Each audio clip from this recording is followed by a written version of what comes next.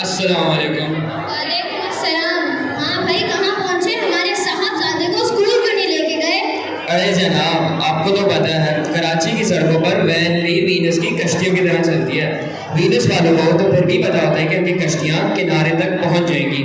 कराची वालों को तो ये भी नहीं पता होता कि वो मंजिल तक पहुँच पाएंगे या नहीं। अरे भाई, तुम ये सब छोड़ो, अहमद से बात करवाओ तो मेरी। जी ये जनाब, अहमद से बात करें। हाँ भाई, कहाँ पहुँचे? मैथमेटिक्स का असेसमेंट है ना, कैलकुलेटर से शुरू होकर फाइनल आंसर तक पहुंचने वाले हैं।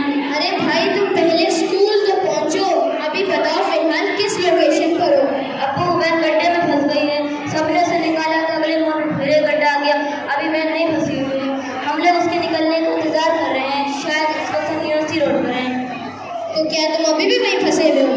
जी अब्बू, यहाँ भी रास्ते बंद हैं। मेरा दोस्त कह रहा था देखो पहले अपनाया हरमस खुलता है या यूनिवर्सिटी रोड। अरे भाई, तुम पहले स्कूल तो पहुँचो। स्कूल पहुँचते ही टीचर से कहना कि मुझे कॉल करे। ओके अब्बू। क्या कहा? टीचर आपको कॉल करे? अरे बेगम, अहमद की खैरियत के लिए कि वो स्कूल खैर से पहुंचे या नहीं। आप भी पता नहीं क्या क्या सोच लेती हैं। अभी वैसे ही मुझे ऑफिस के लिए देर हो रही है। अभी आप मुझे थोड़ा सा रास्ता दीजिए, फिर अच्छा सा नाश्ता दीजिए। देखिए, रास्ता तो मिल सकता है लेकिन नाश्ता नहीं। क्यों? क्या वो भी यूनिवर्सिटी रोड पे फंस गया?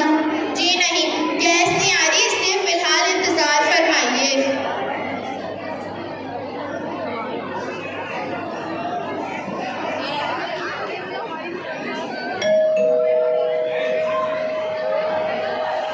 अस्सलाम वालेकुम बेगम साहबा। वालेकुम अस्सलाम। अच्छा हुआ रशीदा